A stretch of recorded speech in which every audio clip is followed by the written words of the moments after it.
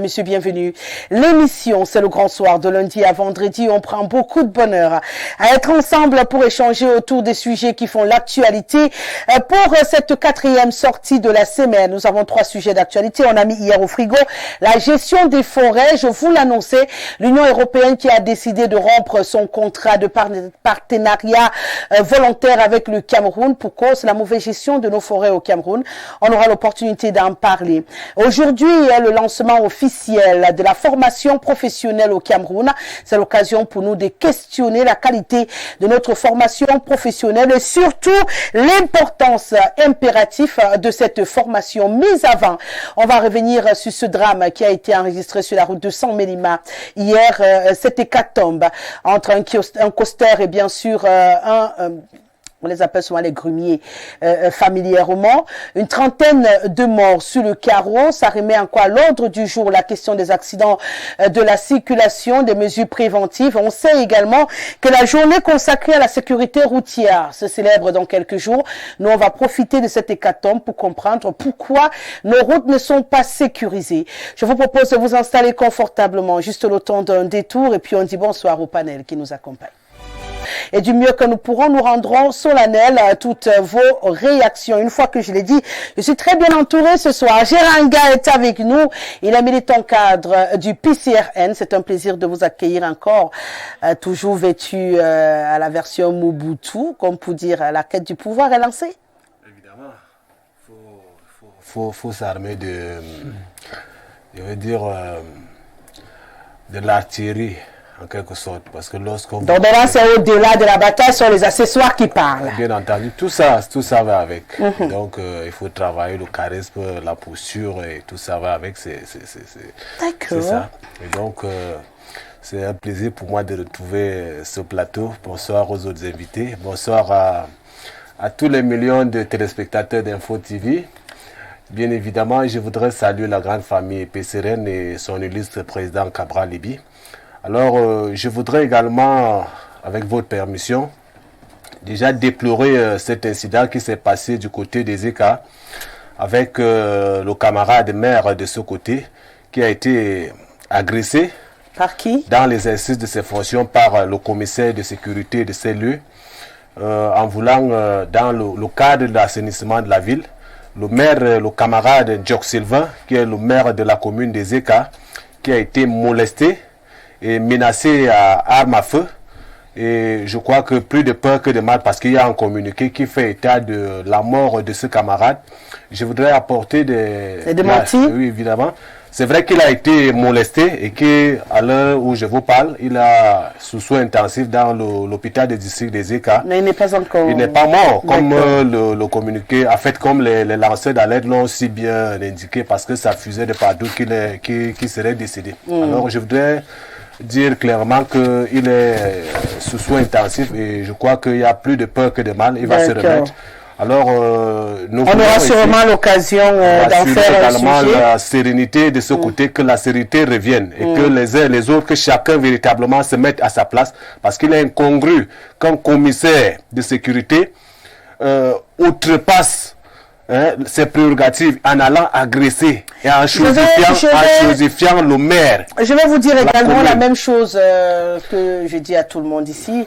Lorsque je n'ai pas regroupé l'information et que je n'ai pas écouté les deux parties, généralement je fais le procès de personne sur mon plateau. Évidemment. J'accepte votre dénonciation, mais ce n'est pas une dénonciation, c'est des faits. Non, parce que j'ai des camarades de ce côté. Je dis justement que pour le commun des mortels qui regardent la télévision, qui ne sont pas militants du PCRN, ils peuvent également vous soupçonner d'arranger pour votre bon soin.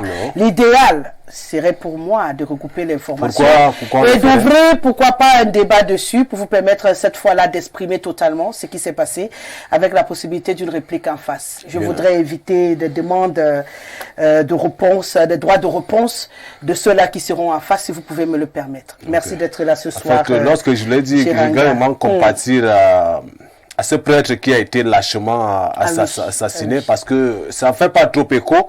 Mais je crois que pour ceux qui ont quand même la crainte de Dieu, la formation d'un prêtre, ça coûte énormément d'argent et beaucoup de temps. Et lorsqu'on perd véritablement, ils sont en nombre... C'est pour l'argent que tu pleures ou c'est parce que c'est... Non, je dis vraiment tu es quelqu'un de cette trame, c'est une élite de la société. Moi, ça m'écoeure un tout petit peu. Ça m'écoeure lorsqu'on n'a plus vraiment la crainte de Dieu. Des gens qui sont, ma foi, inoffensifs, qui ne sont pas impulsifs. Oui, bon, généralement parce que... Donc tu dis que les prêtres sont inoffensifs. Oui. Attends, je te mets vous avez pour faire un peu le Congo avec toi. Donc tu dis que les prêtres sont inoffensifs. Non.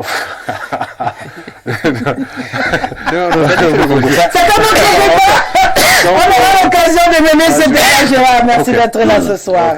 Alors Michel Gabriel Toudiamé également avec nous. Il est enseignant syndicaliste.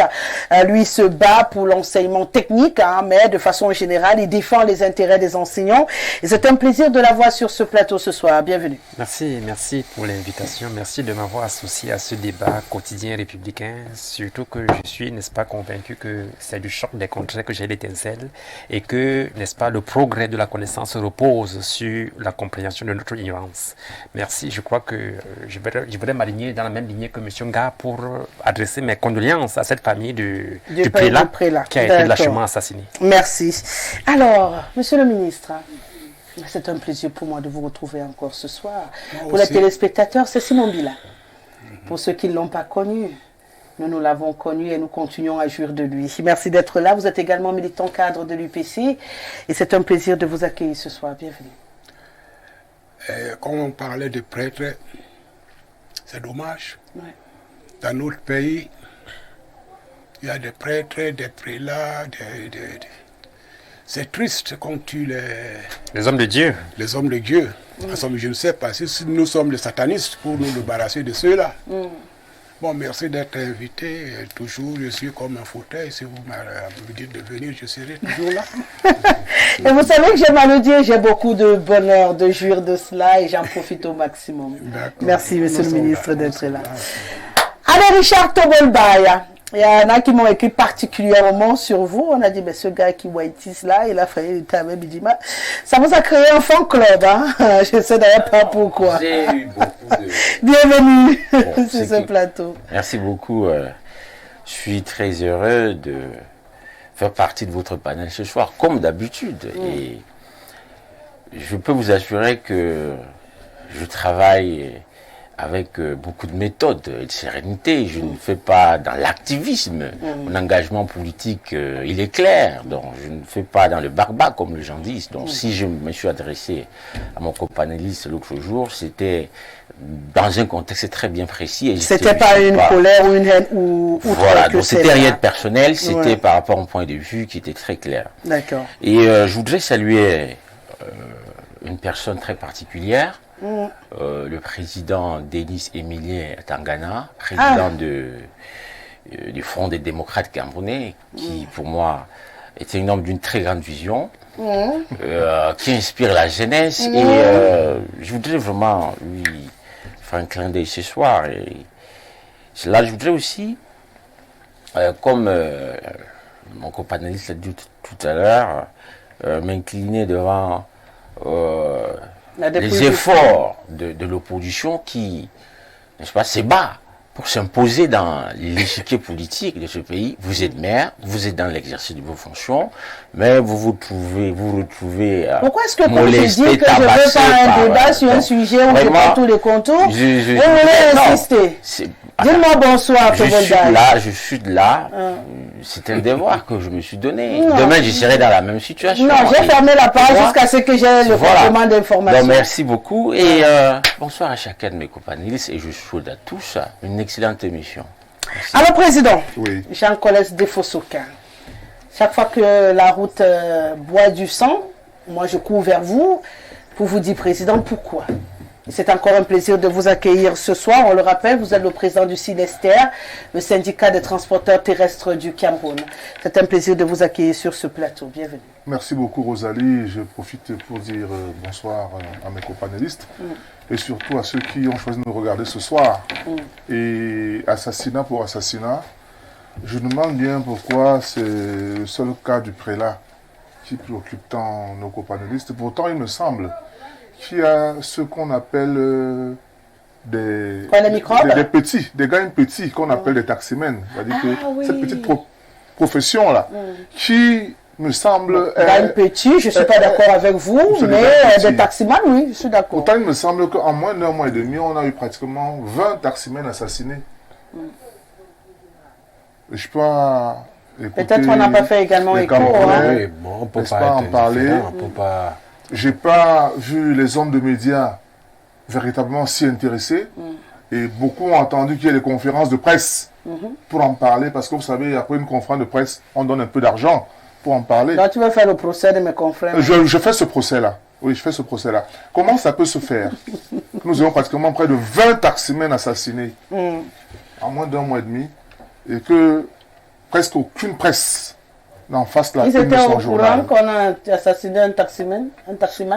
Vous savez, s'ils ne sont pas au courant, c'est quand même très grave. Pourquoi? Alors que les corps, n'est-ce pas, jonchent les réseaux sociaux à profusion. Bon, je ne vais pas me faire l'avocat de cette presse dont vous parlez. Et jusqu'à ce jour, malgré ces 20 taximens assassinés, les psychopathes qui ont décidé, n'est-ce pas, de nous rendre la vie dure, courent toujours. Ils courent toujours. On n'a pas encore réussi à interpeller ceux qui se livrent à cette sale besogne. D'accord. On supposait que c'était lors des agressions. À l'heure actuelle, pour arracher des taxis. Et quand ils nous ont tué le taximan, ils utilisent ce taxi, n'est-ce pas, pour s'occuper maintenant de vous, nos clients, les passagers, pour qu'enfin on jette la pierre sur nous autres. D'accord. Donc, je crois qu'il fallait aussi que le Cameroun sache bien sûr, que notre profession est en deuil. Pas simplement en termes d'accident, mais en termes, n'est-ce pas, de cible des psychopathes dans ce pays. Et à l'heure actuelle, nous sommes surpris qu'on n'ait pas encore mis la main sur ces gens. D'ailleurs, il y a un des taximens qui a risqué d'être agressé et qui a réussi à s'en sortir. Et son véhicule avait un GPS. On a pu mettre la main sur les 3 personnes qui étaient à bord de ce véhicule, qui avaient fait cette tentative d'agression. Et quand on leur a mis la main, ils sont au GSO, selon ce qu'il nous a dit à la radio en direct. Qu'est-ce qu'on a fait de ces 3 personnes qui sont au GSO? Comment est-ce qu'on les a exploités? C'est des questions qu'on se pose. Quoi qu'il en soit, je crois que, merci pour votre plateau, pour m'offrir l'occasion, n'est-ce pas, de dire au Cameroun que nous sommes en deuil et c'est très grave. D'accord. Voilà, également c'est tellement grave que nous également nous avons des communiqués avant de rentrer dans cette émission. Nous allons lire ce communiqué très urgent qui est parvenu à notre rédaction alors que nous montions sur ce plateau. Il est signé du ministre de l'administration territoriale et il est adressé au gouverneur des régions. L'objet, interdiction de certains débats dans les médias.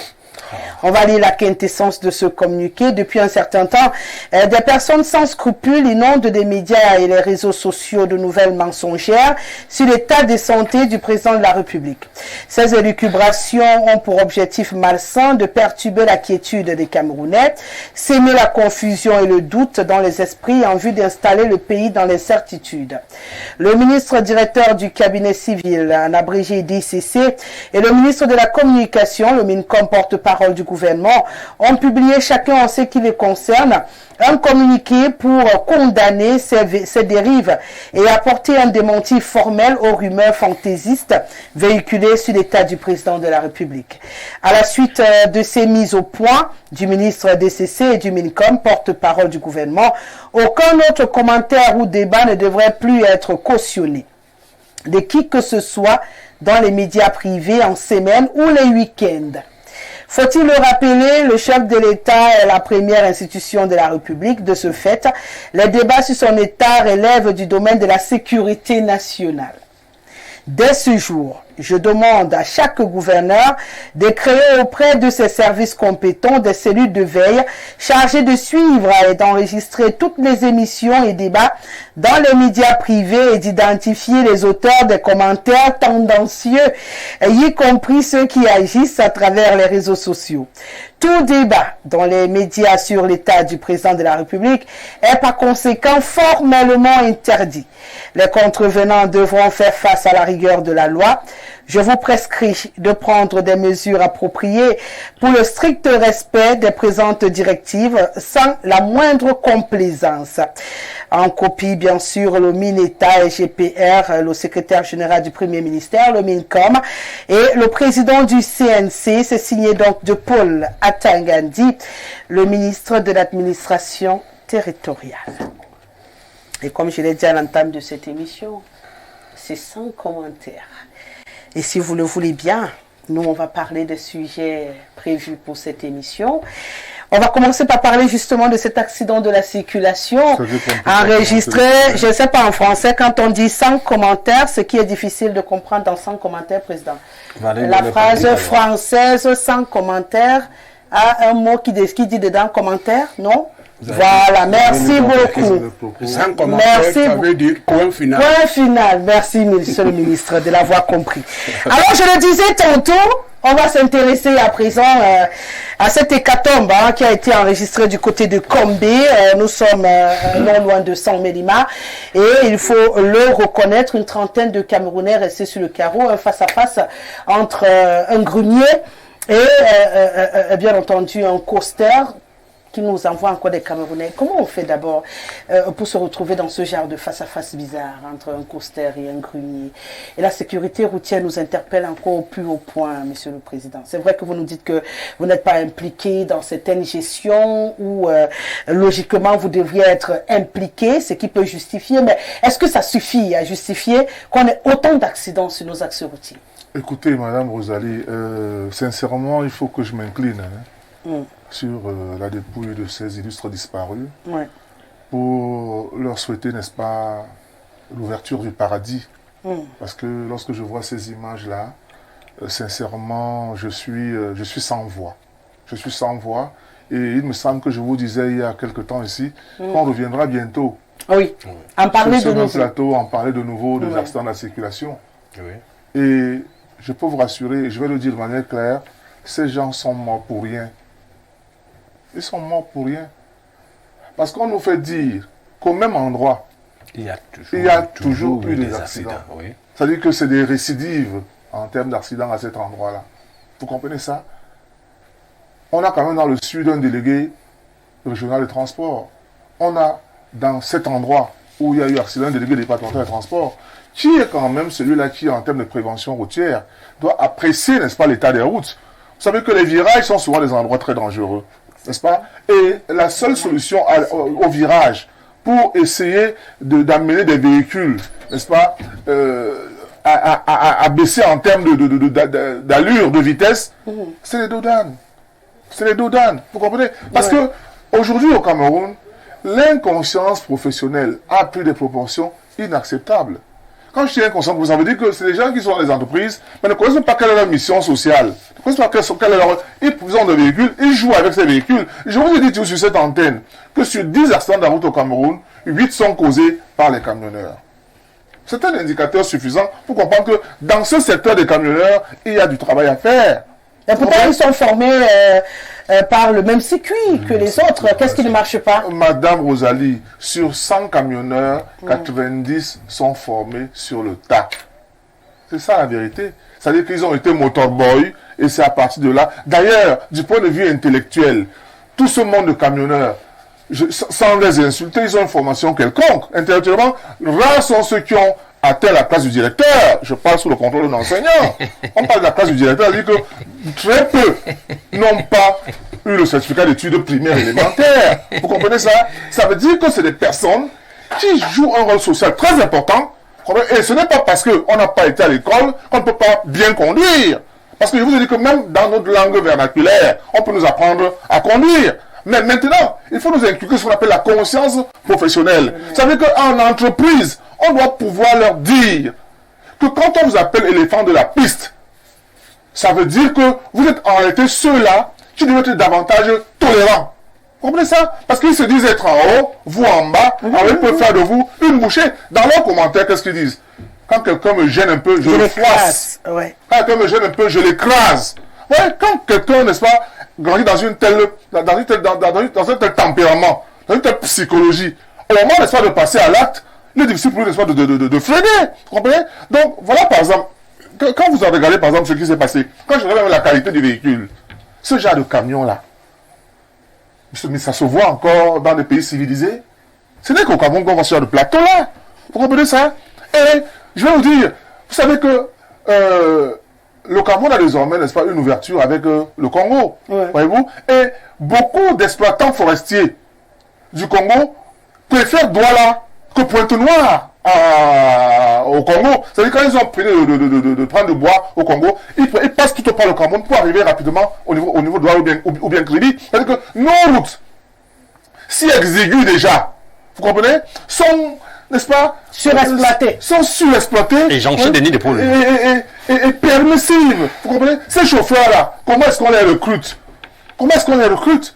Vous comprenez? Donc, il arrive là, donc, tout ça, il y a un certain nombre de choses. Je vous ai dit, sincèrement, je ne veux plus être celui-là qui jette la pièce sur le ministère des Transports pour dire non, non, le ministère des Transports, seul ne peut rien faire. D'ailleurs, la route, quand on a fini de la construire, ce n'est pas le ministère des Transports. En même temps, il ne fait pas d'abord grand-chose aussi. Bon, quoi qu'il en soit, il vous dira qu'il travaille, ça c'est clair, et il travaille. Vous, comment vous voyez? Non, on ne peut pas dire que quelqu'un qui est là pratiquement depuis n'a rien fait. Peut-être qu'il a fait des choses qui sont insuffisantes. Qui sont insuffisantes, mais maintenant je vous dis, la route là, quand on a vu de la construire, c'est pas le ministère des Transports de matérialiser la route, c'est le ministère des Transports publics qui matérialise la route. Maintenant, nos routes, est-ce qu'elles sont bien matérialisées? Elles ne sont pas bien matérialisées. Enfin, ça c'est mon avis. Vous comprenez ça? Parce que les DODAN participent de la matérialisation routière. Vous comprenez ça? Le problème à cet endroit, on va vous dire que c'est sûr que cet endroit-là est compliqué. Vous entendez des choses comme ça, que sûrement à l'endroit là, il y a des sorciers à cet endroit. Non! Non! L'accident n'est pas une fatalité. On l'a toujours dit. Donc, il me semble que ce problème, qui devient une cause nationale, ça fait pratiquement 20 ans que le chef de l'État lui-même l'a dit dans un discours, parlant d'hécatombes sur nos routes. Et il profitait pour créer des comités qui devaient s'asseoir en termes de partenaires pour adresser ce problème. Parce qu'une seule structure ne peut rien. Donc, on en parle aujourd'hui, on reviendra ici encore dans quelques jours, parler encore de la circulation. Comment on meurt là-bas depuis un certain temps, et puis on ne fait rien pour... Bon, autant de choses. Donc, voilà ce que je peux dire pour mon Michel Gabriel Touzem. Oui. C'est un peu compliqué quand même. Vous étiez en train de renchérir pour vous. La matérialisation de la route est à mettre en tête de liste, puisque vous criez les DODAN, il n'y en a pas, et tout le reste. Donc, on a besoin de DODAN pour ralentir si on est un conducteur conscient. Est-ce qu'on a besoin d'être bloqué par la route pour ralentir? C'est une conjonction de beaucoup d'handicaps qui causent tous ces hécatombes sur nos routes. Aujourd'hui, nous sommes en train de parler de ce qui s'est passé à Kombi, avec 15 morts, avec 10 morts et je crois que c'est 15 morts et 10 blessés. Alors, tout dernièrement, ici, on parlait de ça, du décès du célèbre footballeur camerounais, M. Landry Nguemo, qui est mort sur l'axe Yaoundé-Bafoussam. Sans compter ce qui se passe presque quotidiennement à la falaise de Chang, où il y a des décès par dizaines, presque chaque jour. N'en parlons pas de l'axe Douala-Bafoussam. Vous voyez, partout. Donc, c'est pour dire que, n'est-ce pas, nos routes sont vraiment tellement accidentogènes. Pourquoi? Parce que d'abord, elles sont étroites. Pour la plupart, elles sont très étroites. Et bien même quand elles sont bien faites, elles sont parsemées de nids de poules qu'on n'arrange jamais. Alors que le gouvernement a dépensé dernièrement plus de 13 milliards pour ce problème de nids de poules qui reste toujours bien. Vous voyez? Attendez, ils ont dépassé 13 milliards et ils n'ont pas tout fermé? Non? Mais, prenons seulement la capitale Yaoundé. Avec le ciment. Prenons seulement la capitale Yaoundé. Même quand on ferme, c'est du bricolage. Vous imaginez qu'on ferme une route aujourd'hui, 1 à 2 semaines après, la même route est encore creusée. Parce qu'on fait du bricolage. Vous voyez, l'argent qui est destiné, 13 milliards ont été, je peux dire, mis en poche. Regardez par exemple l'axe lourd, Yaoundé-Douala, qui a pris peut-être 10 ans. C'est tout dernièrement que le ministre a lancé un nouveau chantier, l'autoroute. Non, il faut dire la chose. Vous voyez? Comme pour dire que... C'est l'autoroute. On a fait la première phase. Oui. Elle a fait 10 ans. Oui. On a lancé la deuxième phase. Oui. C'est pas que la route doit la Yaoundé. Il faut donner... C'est l'autoroute. Mais voilà. Qu'est-ce qui fait mal, Rosalie? Ce qui fait mal, c'est que... Et je vais vous parler, je ne suis pas un prophète, je ne suis pas, n'est-ce pas, je ne suis pas là pour annoncer le malheur. Mais je vais vous dire que même cette autoroute-là, Douala Yaoundé, dont la première phase est finie, c'est du bricolage. Vous verrez, lorsqu'on va livrer le chantier, maximum un an et demi après, les mêmes problèmes vont venir. Je voulais dire ici, là, je voulais prendre, je veux me laisser prendre, je parle de faits. Le gouvernement camerounais a dépensé 39 milliards tout dernièrement pour la route Bonapupa, Yabassi, qui s'est effondré dernièrement. Oui. Je vous dis, 39 milliards sont partis en fumée. Je sais. Ouais, parce que c'est du bricolage à ciel ouvert. Bricolage lié au détournement des fonds publics. C'est ça. C'est ça qui justifie ce qui s'est passé il y a cela quelques jours là-bas à Kombé, avec 15 morts et 10 blessés. Vous voyez, des cas comme ça sont légion. Et je voulais faire une statistique. 16 583 accidents de la route chaque année sont, n'est-ce pas, énumérés sur nos routes. Je dis bien 16 583 accidents de circulation sont énumérés chaque année sur nos routes, dans l'ensemble du pays. 100 milliards de francs CFA de pertes chaque année au trésor public liés aux accidents de la route. Vous voyez que c'est énorme. Vous voyez que ça, on appelle ça une gabégie organisée, une gabégie nationale.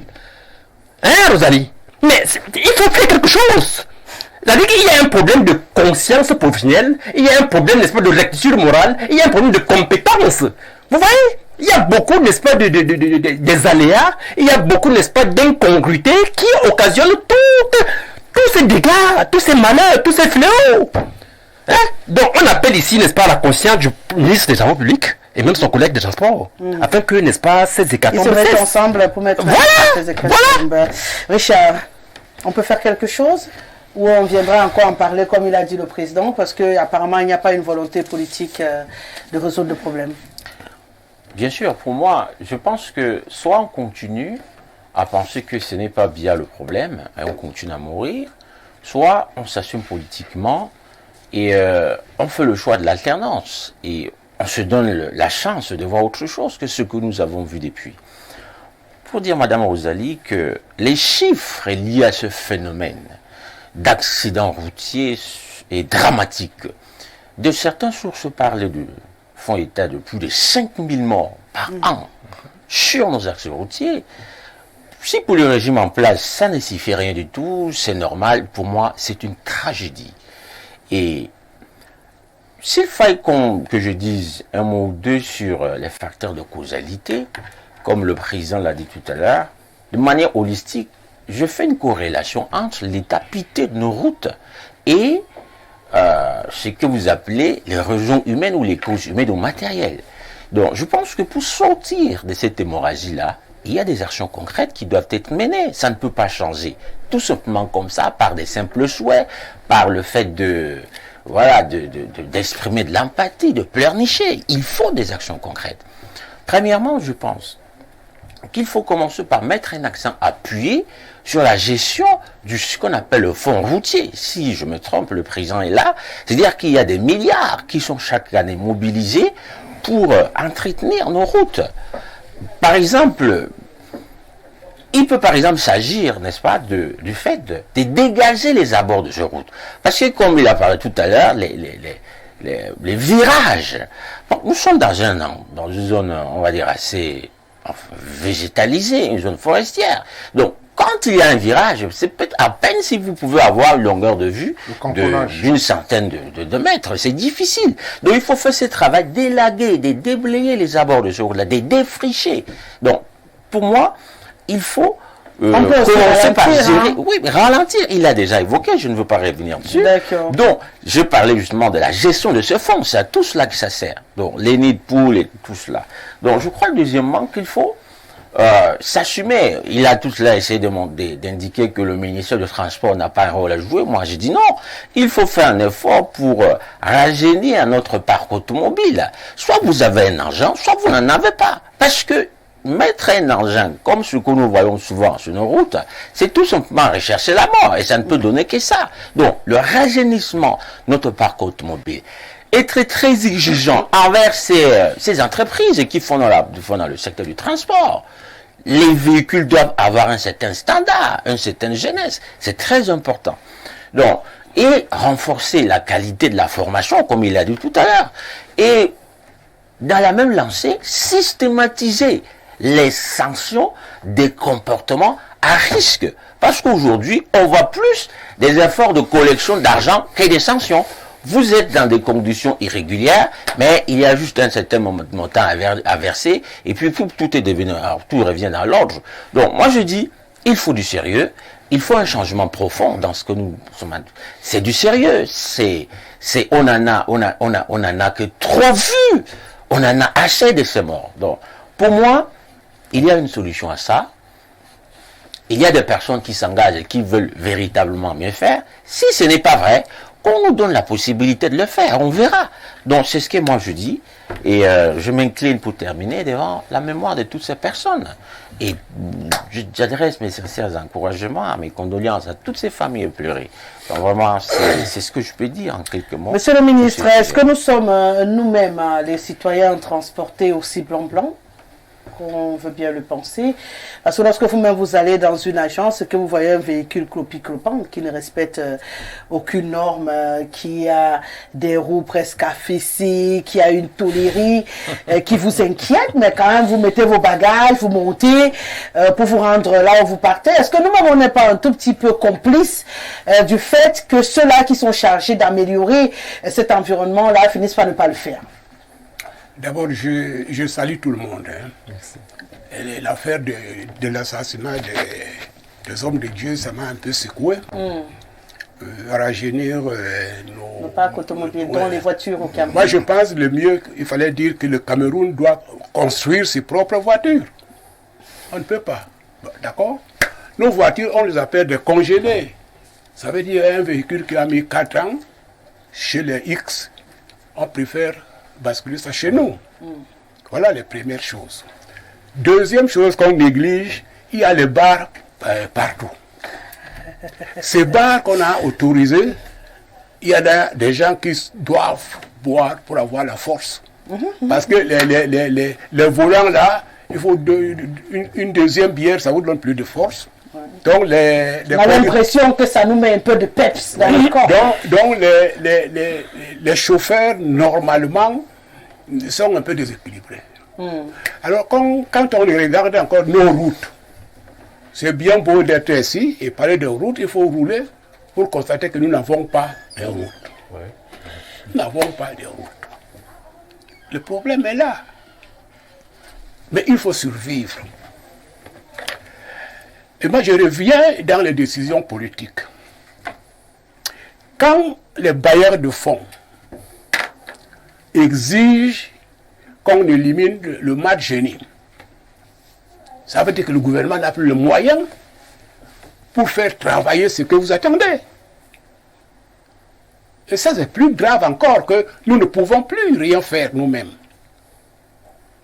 Bon, on peut pleurer, bon, on peut prier, on peut faire tout ce que vous voulez. Bon, il y a plusieurs partis politiques qui sont un peu plus costauds, je l'espère. Mais ils viendront d'où? Du ciel? Ou bien ceux qu'on connaît ici au Cameroun? À mon avis, nous avons un pays à construire. Le fond du problème au Cameroun, c'est que nous n'avons jamais eu une vraie réconciliation nationale permettre aux Camerounais de se regarder. Il y avait le grand dialogue dernièrement. Laisse-moi terminer mon mot. Tu n'as pas de cheveux comme moi. Bon, donc je voulais dire que les Camerounais sont très intelligents, tout ce que vous voulez, mais on ne peut jamais exploiter notre savoir-faire. On ne peut jamais s'entendre. On ne peut jamais dire qu'il y a un programme, et ce programme peut nous faire rêver que d'ici 10 ans, nous allons résoudre tel problème. Et je me souviens... On fait quoi, la navigation à vue? Non, je suis en train de dire les décisions politiques. Justement, je demande les décisions politiques nous ont désarmés. Parce qu'on va nous prêter l'argent, notre mad génie ne doit pas fonctionner. Et maintenant, chacun essaie de se débrouiller. Et quand vous parlez encore des grumiers, il y a une loi au Cameroun qui devrait être appliquée. Les grumiers ne devraient plus être comme les taxis dehors. Oui, on avait validé et puis on a annulé. Donc du coup, non, on n'a pas annulé. On a fait un pas, on a reculé. Non, la loi toujours est là, mais elle est appliquée à la camerounaise. Ah, d'accord. Bon, elle est applicable quand on veut. Donc tous ces problèmes, pour moi, sont là devant nous. Si longtemps qu'on ne va pas prendre du temps pour organiser une fondation d'un État. La fondation d'un État commence d'abord par les hommes. Parce que c'est ces lois-là que vous voyez, impossible aux partis politiques de se rencontrer pour réfléchir. Donc aux Camerounais de réfléchir. Qui va réfléchir à notre place? Nous avons des millions de jeunes chômeurs. Il n'y a pas un programme qui permette que ces jeunes puissent, on les appelle tantôt, le fer de lance. Est-ce que ces jeunes, il y a un programme qui permette de dire que ces jeunes peuvent être utiles à notre pays? Quand ils ne sont pas utiles, ils ne nagent pas très bien. Bon, allez-y voir. Allez-y voir. Nous plairons, mais vraiment, nous n'avons pas encore la liberté. Ce n'est pas la liberté. La volonté de vivre ensemble et la volonté de construire ce pays, la volonté de s'occuper de nos jeunes, la volonté vous pouvez citer, les routes devaient être priorisées. D'ailleurs, il y a une loi qui disait qu'il faut une route chaque lieu d'arrondissement. Il fallait qu'il y ait une route goudronnée. Ouais, on a commencé et brusquement on a oublié de continuer. Vous pouvez rien faire pour les accidents. Je vous assure, en France, des fois en France, le week-end, 600, même 1000 morts. Avec le bon vin qu'on vend partout, tout ceci ramène les gens qui ne se contrôlent plus. Donc, qu'est-ce qu'on doit faire? On a interdit les grumiers. Quand le grumier tue, on autorise les grumiers de continuer. Bon. On veut responsabiliser qui? Les dos d'âne, ça veut dire quoi? L'âne, c'est quoi? Dos de mouton, peut-être, je connais le mouton. Dos d'âne, je n'ai jamais vu l'âne. Mais moi, je pense que quand vous voyez les routes, même la route Edea, Gribi, allez-y maintenant. Impossible. Donc, l'état des routes, les vieilles voitures qu'on appelle de congelées, vous n'allez pas résoudre ces problèmes assis autour d'une table. Il faut des actes précis où nous nous engageons de construire notre pays, nous tous. Et le reste ira. Tout naturellement. Géranga, vous partagez la vision ou vous avez un autre regard ou une autre approche de cette situation? Un autre regard. En fait, c'est triste. Véritablement, c'est très douloureux. Lorsqu'on perd subitement des membres de sa famille avec des rescapés, des handicapés, véritablement, c'est pathétique et c'est douloureux. Alors, je crois que il a été démontré qu'à cet endroit précis, il y a eu des accidents, mais rien n'a été fait jusqu'ici. Alors moi, je ne serais pas d'accord véritablement avec le président qui est un peu... mais essaie un peu de questionner le niveau scolaire d'un chauffeur. Moi, je ne suis pas d'accord avec vous. Moi, je voudrais dire sincèrement, les chauffeurs camerounais sont les meilleurs en Afrique. Je voudrais vous le dire, que les transporteurs camerounais sont les meilleurs en Afrique. Moi, je pense que le président a raison. Alors, lorsque vous prenez la route Saint-Melima, j'espère que vous y allez jusqu'à Bembis, jusqu'à Ebolova, est-ce que vous pouvez rouler sur 100 mètres linéaires? Vous pouvez rouler sur 100 mètres de linéaire sans escaper, sans chevaucher? Alors, il n'y a pas de route. C'est le problème d'infrastructure. On a un problème d'infrastructure. Moi, je suis d'accord avec le ministre. Lorsque vous parlez de route, c'est peut-être par, je sais pas, pour maquiller. Il n'y a pas, c'est des pistes. Il faut le dire. C'est des pistes qui ne sont plus adaptées à la fluidité, à l'augmentation du flux de transport. On a peut-être conçu cette route pour aller pour quelques véhicules qui descendaient, mais aujourd'hui on se rend compte que le flux a augmenté et ça ne tient plus. Ça ne tient plus. Mais lorsque vous voyez l'étroitesse de cette route, l'étroitesse sans matériel, allez voir, moi j'ai fait cette route, il n'y a pas de traits de traits séparateurs, oui, de lignes séparant et il n'y en a pas. Vous avez l'impression qu'on a mis du bitume comme ça là et que vous pouvez rouler sans... Vous ne savez pas que vous-même vous avez déjà chevauché. La route est tellement étroite que lorsque vous voyez votre gabarit de ces gros porteurs là, mais il prend carrément, il lui faut carrément 2 mètres 5 pour pouvoir manœuvrer. On n'encourage pas ça. Mais je vous dis, au quotidien, ce sont ces chauffeurs qui nous transportent, les marchandises, les populations. Et le chauffeur qui a le transporteur de cette agence, c'est un habitué de cette route. Citez-moi un seul chauffeur qui quitte de chez lui pour aller tuer les gens. Vous en connaissez? C'est vrai, il y a des gens à questionner d'une moralité un peu douteuse, mais on ne peut pas jeter du discrédit sur les transporteurs qui font déjà des efforts énormes. Moi, je sors de la nationale numéro 10. Je vous dis, lorsque vous voyez ces engins venir, mais véritablement, mais je ne sais pas comment, si vous êtes dans une petite voiture là, vous avez l'impression qu'on vient vous écraser. Vous ne réalisez même pas quand il y a des croisements. C'est-à-dire, vous voyez un véhicule qui prend carrément toute la route. Pas que chevauche. Le manœuvrage est si difficile qu'on n'a pas pu, il n'y a pas de route adaptée. Ce qui évoque le problème des véhicules, moi je suis peut-être d'accord et un peu, mais prenez n'importe quel véhicule, même les nouvelles sorties, mais vous pouvez bousiller votre véhicule en une journée. En une journée. C'est-à-dire, vous prenez la route, vous avez payé votre véhicule 4x4 Range Rover, allez à Douala, vous retrouvez qu'il y a des plaquettes, il y a tout ce qui a été cassé, les amortisseurs sont bousillés. Donc, à mon avis, moi je crois que le problème de fond, c'est l'infrastructure. Qu'il faut adapter, il faut moderniser les infrastructures. Moi je suis souvent amusé lorsqu'on met les préventions sur ce qu'on appelle axe lourd. Axe lourd. À l'autoroute, les voitures sont faites pour aller vite. C'est-à-dire, lorsqu'on parle d'autoroute, lorsqu'on parle de ce qui dit axe lourd, les voitures sont conçues pour aller vite. Et les voitures modernes aujourd'hui, à 80, c'est comme si, je ne sais pas. N'allez pas acheter les voitures qui ne sont pas adaptées à votre pays. Évidemment. On accuse également un grand retard parce que la technologie est plus avancée. Non, vous n'avez pas de route, n'allez pas chercher les voitures qui ont les technologies. Vous n'allez pas interdire aux gens de s'acquérir et de s'acheter les voitures. Vous donc sur les routes, parce que vous cherchez les grandes voitures. Et donc ce n'est donc pas un problème de voiture. En ce moment, questionnons donc l'état de nos routes.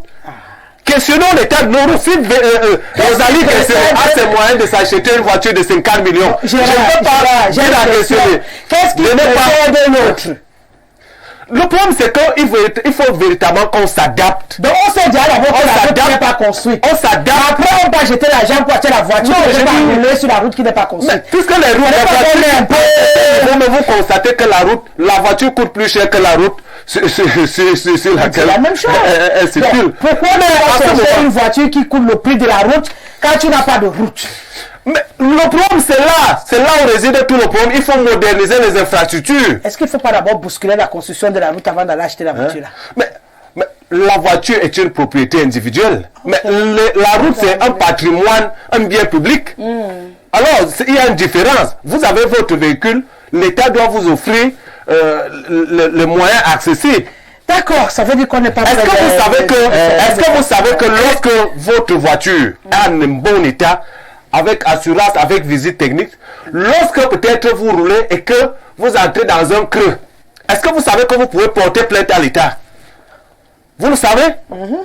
Vous pouvez porter plainte à l'État parce que l'État n'a pas pu assurer la maintenance de telle pour que vous puissiez circuler. Mais moi, je vais dire je vais réagir. Non, je vous dis que s'il faut porter plainte à l'État, on ne prend pas la parole ici, c'est mon avis. Non, je vous dis, je suis encore là-bas. Je suis encore là-bas. Donc, moi, je vous dis, ce que je voulais dire, c'est qu'à un moment donné,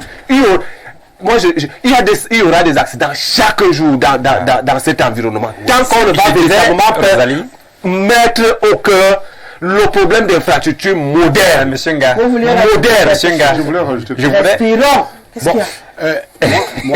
Moi, je pense que je vais répéter ce que j'ai dit. Ces problèmes de voiture, pour trouver une solution, marchons à pied. D'accord. C'est simple que ça, vous n'allez plus faire des accidents. Monsieur le ministre,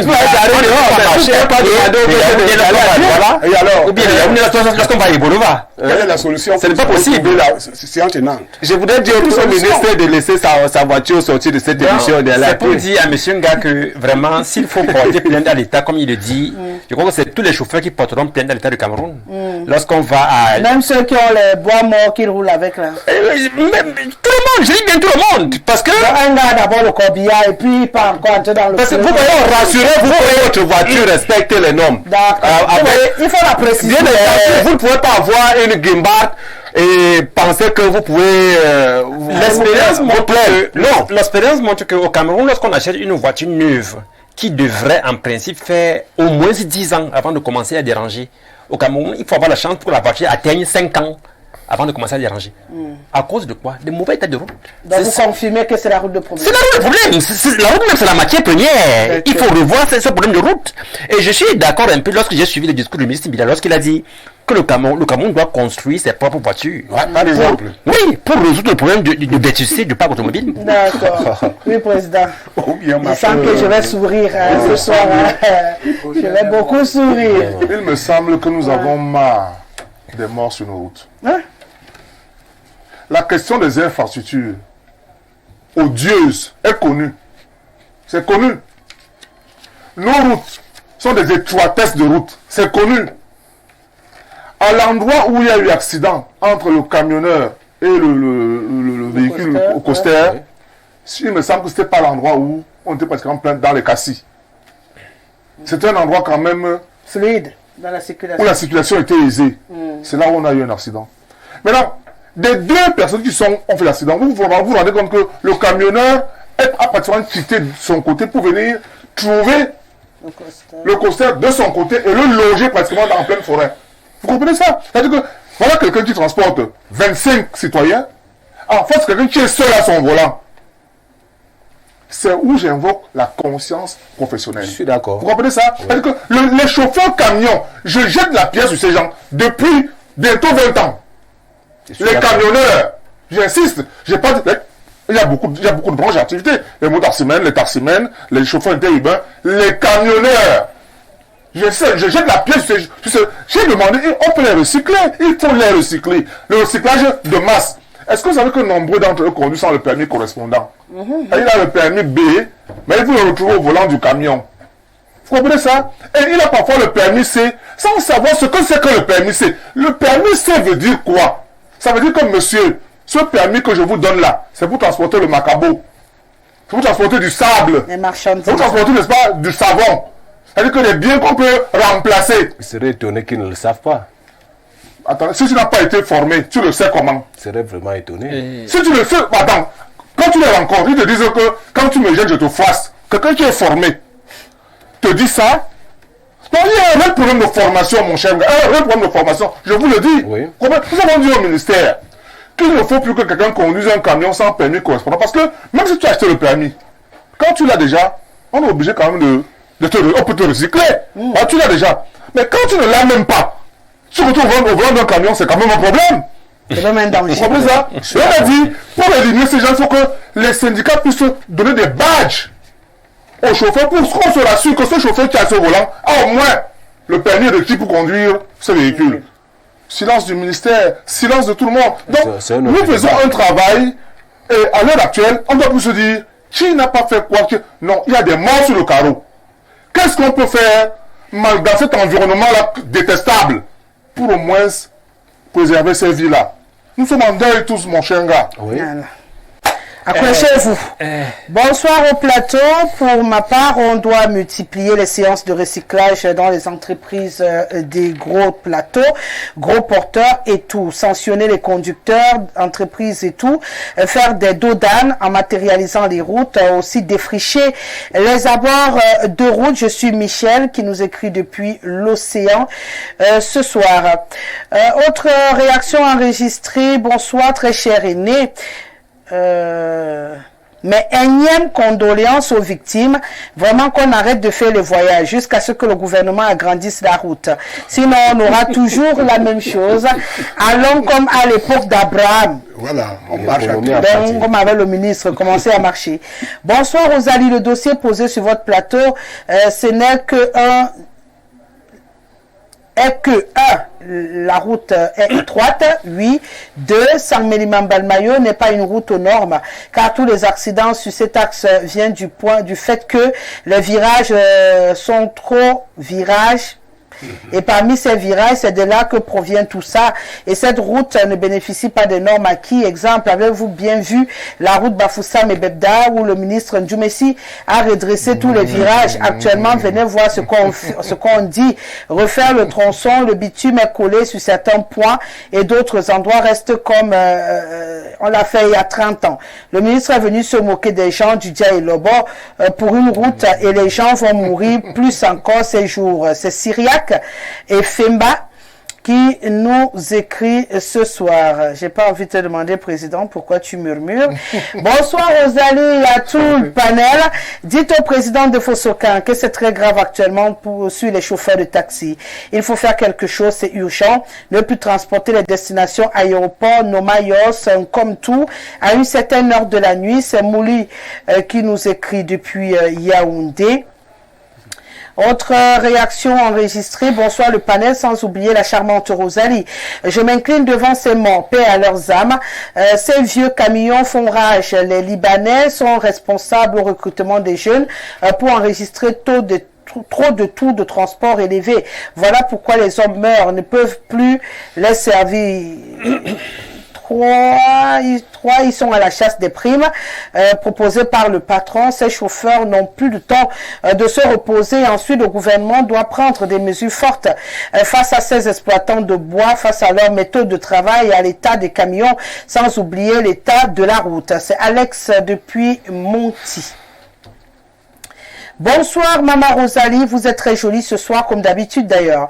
Bonsoir à ton merveilleux panel, après avoir écouté le communiqué, merci beaucoup, je suis passée.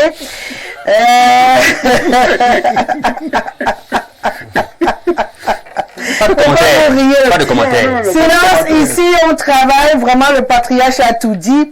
Les Camerounais doivent réellement se parler et avoir la volonté de tout faire ensemble pour le bien de nous tous. Bonsoir à vous, c'est Fabrice Ateba depuis Yaoundé. On peut bien reprocher le comportement des usagers de la route, mais moi je suis plus le ministre des Transports et la société en charge des travaux sur la route sans Mélimane Balmayo d'élargir davantage cette route.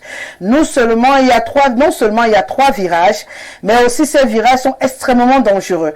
Pour avoir emprunté le bus de l'agence United sur cette route, je vous assure, la route est très petite. Rosalie, je l'avais déjà dénoncé par SMS un jour à votre émission. Pour prendre un virage, je voyais moi-même comment le chauffeur bagarrait au volant pour laisser un peu d'espace en cas de croisement au virage, car dans ces virages, le bus envahissait pratiquement toute la route. Nous vous supplions d'élargir un peu plus cette route-là. Voilà. Mes sincères condoléances aux familles endeuillées. Je sais que c'est pas facile, soyez forts. C'est Patrick Slover qui nous écrit ce soir. Bonsoir Rosalie. Notre gouvernement a fait son choix, c'est-à-dire faire entrer les motos en désordre en abandonnant l'entretien et même la construction des routes. Bon après-midi, Madame Rosalie Guesselet. Faites un voyage dans le Grand Nord et vous verrez ce qu'on appelle route.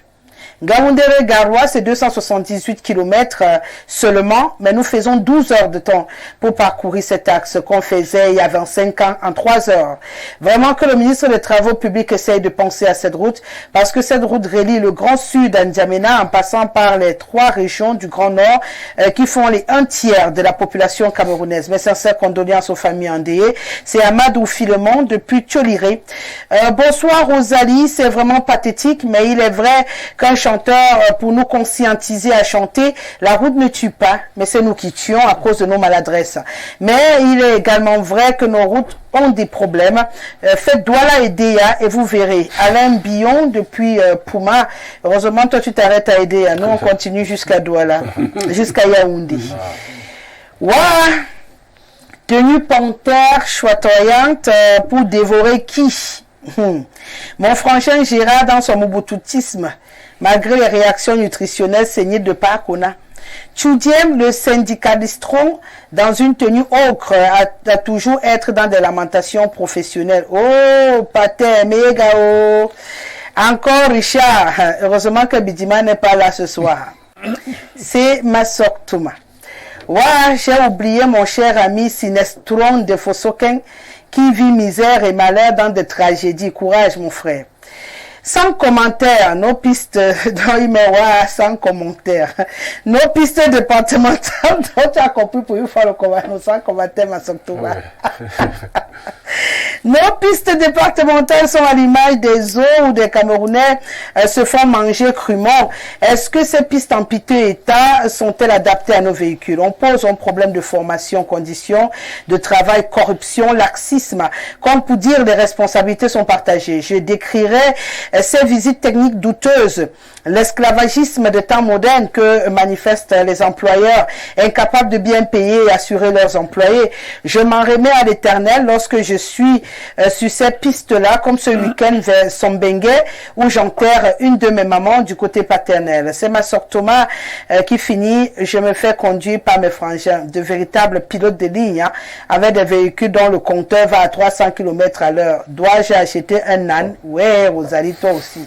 Mon frère, achète l'âne, tu es sûr, moi, est-ce que tu vas arriver en vie? Bon, sauf si on te botte la route aussi. Bonsoir au plateau du Grand Soir, le civisme des conducteurs, le mauvais état des routes et la tolérance administrative. Et enfin, la corruption constitue le cocktail pour les accidents à répétition. L'État doit dimensionner les routes en tenant compte de la démographie et du flux de véhicules avec des pistes qui nous servent de route actuellement. Les accidents sont inévitables. Bonne suite d'émissions. Vous êtes tellement nombreux. Est-ce que je vais réussir à lire tout le monde quand je balaye comme ça? Ouais. Bonsoir Madame Rosalie, très belle émission. C'est triste cet accident de circulation. Sincères condoléances aux familles éprouvées.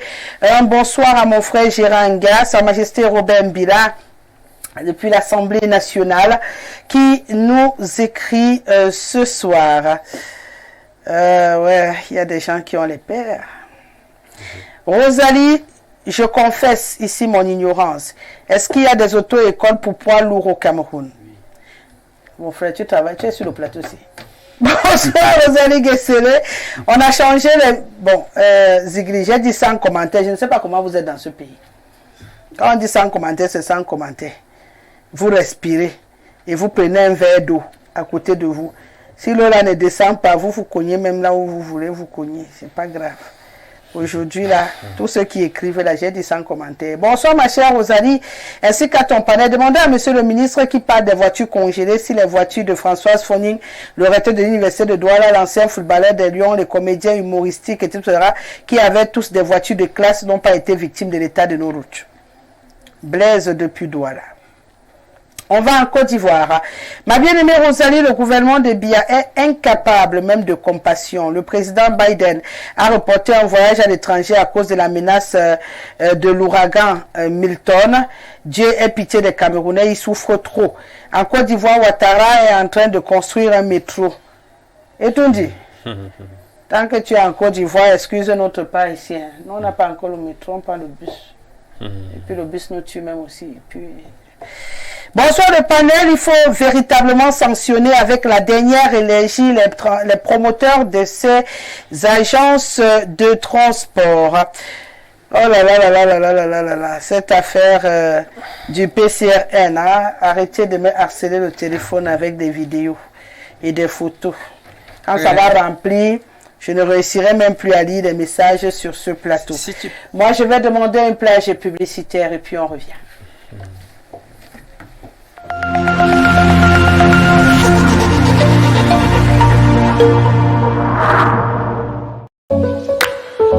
Êtes-vous prêt à obtenir une formation et un emploi garanti? L'Institut supérieur des sciences et technologies QUAM, ISTEC, est là pour vous accompagner. Inscrivez-vous maintenant et obtenez votre CQP, DQP, BTS, HND, licence et master professionnel en études médico-sanitaires, gestion, commerce-vente, génie industriel et technologique, information et communication, tourisme, hôtellerie et restauration, agriculture et élevage, carrière juridique.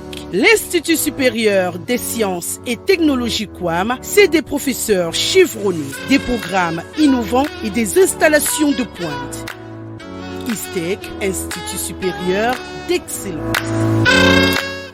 Ma sœur, tu connais Allo CNPS? Non, c'est quoi? Ce sont les nouveaux outils que Securis Group, partenaire de la CNPS, met à la disposition de tout le monde. Pardon? Eh oui, tu peux maintenant vérifier tes cotisations de la CNPS sur ton téléphone Android ou sur un simple téléphone. Ah bon? Oui, tu as accès à tous ces services sur WhatsApp avec un agent connecté 24 h sur 24 où tu pourras poser les questions sur ton matricule, tes dossiers d'allocation familiale et autres prestations CNPS. Et c'est payant? C'est 750 francs CFA par mois seulement, soit 9000 francs CFA par an, c'est donné cadeau. Mince, comment y bénéficier? Étoile 101 dièse, peu importe le réseau et suis juste les indications. Enfin, mes cotisations sont à portée de main. Et contactez désormais la CNPS au 83 83. Allô CNPS, vous ne serez jamais seul.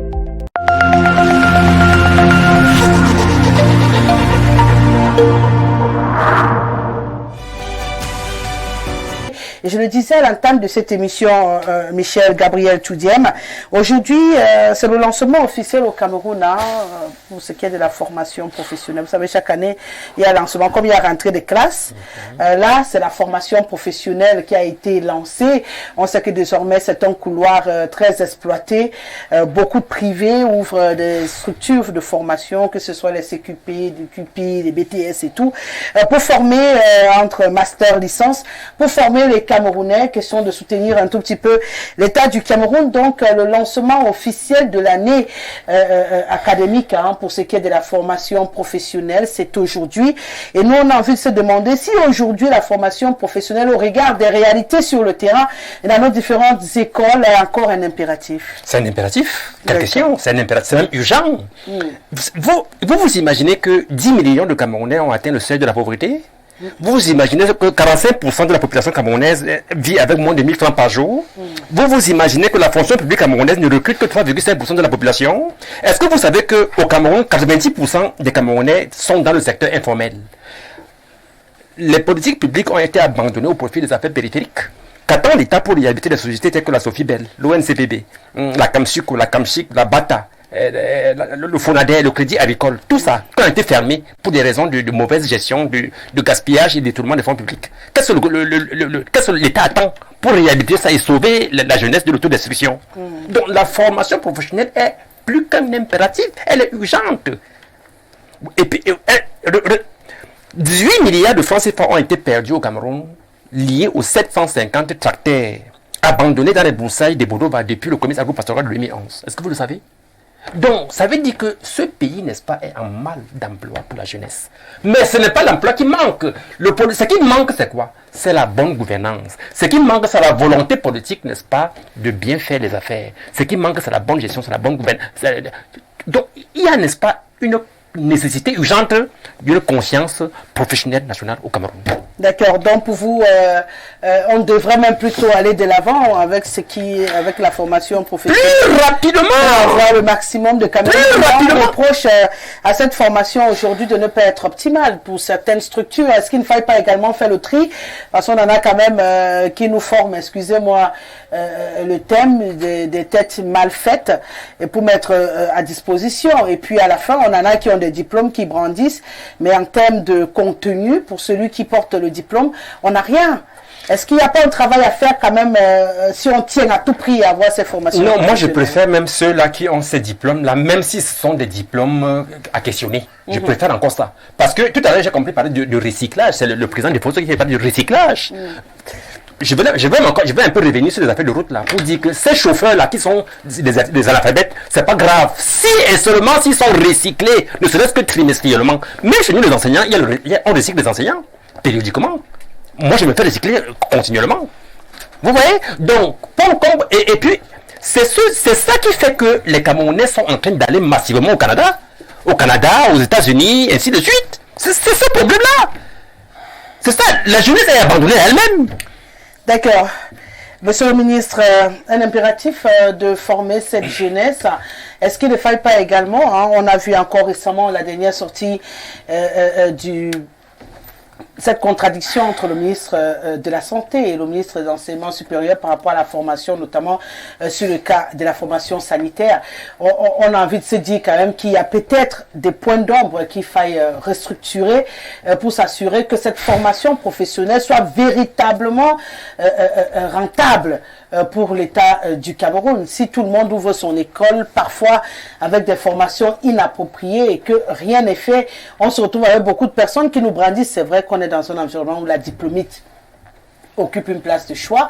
On se retrouve avec beaucoup de personnes qui nous brandissent des diplômes sans contenu. Il faut aller assister à des soutenances parfois pour avoir la crise cardiaque lorsqu'on regarde tout ce qui s'y passe. Alors moi, j'ai envie de demander, est-ce que dans ces conditions-là, où parfois les formations ne sont pas de qualité et tout, ça en vaut la peine?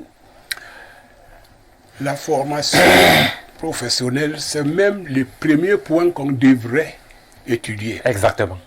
Exactement. Je donne un exemple. Ailleurs, en Allemagne, vous rencontrez quelqu'un, il est spécialisé dans X domaine. Ça veut dire qu'on forme les gens, quand vous créez des sociétés, vous formez les gens qui vont travailler dans les sociétés. Même si vous formez maintenant les gens et qu'il n'y a pas de société, cette formation ne servira à rien. À mon avis, le Cameroun a des problèmes réels. Il nous faut une fondation. J'insiste là-dessus. Qu'on sache ce que nous voulons nous-mêmes. Nous avons des jeunes qui ont une bonne formation, mais ils ne peuvent pas travailler. Ceux qu'on forme aujourd'hui vont travailler où? À mon avis, il faudrait d'abord voir si le Cameroun veut s'organiser. Formons les gens qui savent cultiver la terre. Formons les gens qui peuvent exploiter nos forêts. Parce que ce sont des centaines de milliards que les autres viennent prendre. Formons nous avons des médecins, mais il nous manque quelque chose. Un médecin qui a 200 000 francs par mois, il peut travailler comment? Qu'en réalité, les médecins devraient avoir des salaires conséquents, des vrais salaires pour leur permettre de travailler. Donc il faut tout ça là, il faut organiser. Mais la formation professionnelle, c'est numéro 1 dans les États comme l'Allemagne. Il faut qu'il y ait des techniciens. Vous achetez une voiture, ça veut dire qu'il y en a des écoles qui forment des techniciens qui viendront fabriquer les Mercedes. Nous, là où nous sommes maintenant, tout ce qu'on avait, on avait quand même quelque chose au départ. On avait une ceinture industrielle qui fonctionnait. Les bailleurs de fonds ont mis des conditionnalités qu'on fermait tout. On avait le match génie. On avait le Fonader, les pistes cacaoyères. Oui. Ils ont ils ont exigé qu'on ferme tout. C'est là le point d'interrogation. Est-ce que nous pouvons avancer quand sur nous pèsent toutes ces conditionnalités? Non, c'est pas possible. Bon, moi, la formation professionnelle, il faut avoir que les techniciens, si un pays n'a pas de techniciens, qu'est-ce que vous attendez de ce pays? On s'est dit toujours, comme par exemple la Corée du Sud, même la Chine. Il y a 50 ans, la Chine était en arrière. Aujourd'hui, c'est un premier pays. C'est la formation professionnelle. Quand vous avez des techniciens, des vraies écoles qui fabriquent, qui font sortir quelque chose, ça va stimuler tout le monde. Ouais. Mais je parlais, est-ce que les Camerounais connaissent comment on plante le manioc? De jeunes là. Planter les orangers. On a le terrain, mais on ne fait rien. Il y en a des choses qui sont à notre portée. Mais on ne fait rien. Donc la formation professionnelle reste pour vous un impératif au Cameroun? On devait d'abord commencer par là. C'est ce qu'on appelle implanter, faire une fondation d'un État. Oui. Vous avez les gens qui produisent, les gens qui maîtrisent. Oui, voilà. Par exemple, quand tu as un véhicule, il y a des chauffeurs qui sont bien formés. La voiture est entre leurs mains. Si tu veux que la voiture soit efficace, il faut prévoir des routes. Donc il y a tous les problèmes d'un État qui veut aller de l'avant. Il y a trop de problèmes à la fois. Géranga, pour le ministre, la formation professionnelle, c'est le début de tout. Ouais. Si vous n'avez pas une bonne formation professionnelle, le reste n'est pas possible. Il faut recruter des gens qui ont des formations professionnelles pour leur permettre, bien entendu, d'être utilisés là où il faut afin de développer tous les recoins que nous avons. Et pour lui, c'est par là qu'on aurait dû commencer pour développer le Cameroun. Donc, ça reste une nécessité aujourd'hui pour les uns et les autres d'avoir des Camerounais formés. Oui, une nécessité. Pas qui récite seulement l'histoire qu'on a une nécessité. Mais le problème de fond, Rosalie, c'est que qu'est-ce qu'on en fait de ceux qui sont déjà formés? Parce que les Camerounais. La formation professionnelle? Non, je dis, qu'est-ce qu'on a fait de ceux qui sont formés déjà? En quoi? En quoi, oui. C'est-à-dire ceux qui ont une formation professionnelle. Parce qu'une formation professionnelle, dans les métiers. Non, vous comprenez le principe de la formation professionnelle? Le principe d'une formation professionnelle est que vous soyez capable de faire quelque chose. Évidemment, c'est pour ça que je dis, donc, qu'est-ce qu'on en fait? Donc, formation professionnelle en histoire. Parce que, évidemment, le marché répond à l'offre et à la demande. C'est ça le principe. Il y a l'offre et il y a la demande. Oui, l'offre, c'est la formation. Vous avez des qualifications. On ne parle pas de formation. Non, je dis... Mais... La précision de formation professionnelle n'est pas faite pour rien. Hein. C'est pas pour rien qu'on a le ministère de l'enseignement supérieur et le ministre de la formation professionnelle. Et c'est fait à bon escient. J'ai précisé professionnel, je n'ai pas dit rentrée des classes. Parce que la rentrée universitaire, on l'a vécu. La rentrée scolaire, enseignement secondaire, on l'a vécu avec le primaire. Là, c'est la rentrée de la formation professionnelle. Ça veut dire que toute personne qui passe par une formation professionnelle est en fait habilitée à être entrepreneur. Parce que quand tu sors de là, tu as appris à faire quelque chose, à produire quelque chose, à faire quelque chose.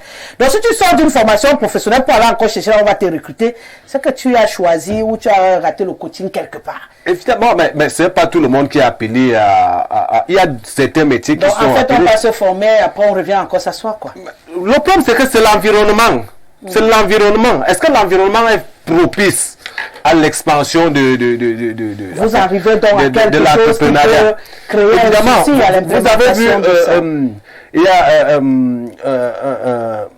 je vais dire, il y a un auteur qui a théorisé sur le Cameroun, jardin sacré de la débrouillardise. C'est oui, la formation professionnelle de la débrouillard. Il a dit Cameroun, jardin sacré de la débrouillardise. Oui, il a répertorié plus de 10 000 métiers de la débrouillardise. Les colboxeurs, et ainsi de suite. Ceux-là ne sont pas les débrouillards. Non, ils sont les benskimans. Les benskinneurs. C'est pour vous dire qu'à un moment donné, il ne vous suffit pas de vous former. Mais l'environnement, comment est-ce qu'on suscite? Parce que c'est une culture également. L'entrepreneuriat, c'est une culture. Est-ce qu'il y a cette culture d'entreprendre? Est-ce que l'environnement est propice à l'éclosion, à l'application de ce qu'on a eu, on a comme expertise sur le terrain? L'environnement ne cadre pas avec cette envie de professionnalisme. C'est un déphasage. C'est un déphasage. C'est pour ça que vous voyez, quelqu'un peut avoir des connaissances dans un domaine précis, mais sur le champ, sur le terrain, il n'a pas moyen de s'exprimer, d'exploser. Ouais. C'est ça le problème. L'environnement doit être en accord avec les curricula qui sont en fait qui sont à disposition. Et c'est ça le gros problème. Les mesures d'accompagnement également. Parce qu'il ne faut pas vous former. Et dites-vous bien que vous avez fini de vous former, vous avez bien l'envie de mettre en valeur ce que vous avez comme connaissance. Mais vous n'avez pas assez de moyens. Est-ce qu'il y a suffisamment de moyens d'accompagnement? Et c'est ça le gros problème. Monsieur le ministre a dit peut-être l'agriculture. Mais au Cameroun, on a vu comment on a évoqué, on a mis à disposition de 102 milliards le plan triennal jeune. Aujourd'hui, est-ce qu'il y a, on peut vous dire l'effet que ça a produit? Le bilan? Le suivi, même le bilan. L'effet induit que ça a produit? Hein? Est-ce qu'on peut vous donner la traçabilité des fonds? Les denrées alimentaires ne font que grimper. L'inflation généralisée. Ça veut dire que, moi je crois qu'à un moment donné, il faut à un moment donné des bonnes politiques. Des bonnes politiques avec un suivi rigoureux. Et moi je crois que les Camerounais sont suffisamment entrepreneurs. Tout ce qui manque, c'est pour vous dire, l'environnement doit les accompagner, l'État. Il faudrait qu'on inculque cela que il faut véritablement qu'on aide les citoyens à se libérer, à libérer les énergies. C'est ça le véritable problème qu'on a au Cameroun. D'accord. Président. Oui. Aujourd'hui, beaucoup de jeunes prennent la direction de la formation professionnelle au Cameroun. Peut-être certains ont compris que suivre le circuit normal parfois prend beaucoup de temps pour pas grand-chose au bout, mais seulement, comme il le dit, au finish, lorsque vous avez ce diplôme. Je voulais donner un exemple. À mon avis, il faut former les... Vous voulez fabriquer une montre. Il faut créer une école qui enseigne comment on fabrique la montre. Vous voulez fabriquer des voitures. C'est ce qu'il parlait. Oui, c'est de ça. Donc il y a d'abord une volonté politique. Et vous orientez ce que nous voulons réaliser. C'est de ça dont je parlais, que les Camerounais devraient se regarder et se décider, voici ce que nous voulons réaliser dans notre pays. Donc, oui, Président, j'ai pas besoin d'ajouter. Vous savez, il y a bientôt 1 an, le ministre Chiroma avait suscité une certaine controverse au Cameroun en essayant de vouloir faire croire que ceux qui ont opté pour des études un peu longues, peut-être de littérature, de juridique, ou bien autre, ou de philosophie, étaient un temps soit peu contre-productif pour leur État au profit de ceux qu'on dit être partis pour la formation professionnelle. Et quand il a dit ça, je me suis posé un certain nombre de questions. Vous pensez que moi qui suis licencié... Il a dit contre-productif ou il a dit qu'en ce moment, c'était moins utile pour le pays? Moins utile, voilà, parce qu'il faut remettre les mots dans leur contexte. Hein. Lorsqu'on dit contre-productif, c'est différent. Quand il dit moins utile... En ce moment, par rapport au plan quand il dit moins utile, il pose pour moi mal le problème. Parce que vous savez, nous ne sommes pas nés pour faire la même chose. Il y a des personnes qui n'ont pas, n'est-ce pas, naturellement, des capacités techniques. Vous comprenez ça? Il y a des personnes qui n'ont pas, qui ne peuvent pas, qui n'ont pas de capacités, n'est-ce pas, par exemple littéraires. Vous comprenez? Ou bien de faire des longues études. Maintenant, il s'agit, parce que moi qui ai une licence en littérature, je suis formé. Je peux enseigner la littérature. Moi qui suis, par exemple, qui suis formé, n'est-ce pas, moi qui ai un master en droit, je peux être conseil juridique. Vous comprenez ça? Moi qui ai fait sociologie, je connais comment utiliser, n'est-ce pas, les phénomènes sociaux, répondre à ces phénomènes sociaux, ce que ne peut pas faire celui qui a la formation technique. Parce que quand on dit formation professionnelle, c'est comme si ceux qui avaient fait des études de littérature n'ont pas fait une formation professionnelle. C'est une formation professionnelle. Je permettez que je remette une vérité dans ce qu'on est en train de dire. La formation professionnelle ne concerne pas seulement les techniciens. Il faut le rappeler. Vous pouvez faire la littérature et faire une formation professionnelle. Je prends un truc bête. Non. Quand on dit formation professionnalisante, si vous préférez même, ça veut dire que même le journalisme est une formation professionnelle. Ça veut dire que la différence, avant on récitait seulement. Le système éducatif au Cameroun aujourd'hui s'est amélioré. C'est pour ça qu'il parlait de recyclage. Ça veut dire qu'aujourd'hui, quand on vous forme également dans la pratique. Ça veut dire que quand vous sortez, au-delà d'être un communicant, vous êtes capable de produire un système de communication. C'est ça qui fait la différence entre vous et celui qui est seulement parti apprendre à l'école à réciter la pyramide renversée du journalisme.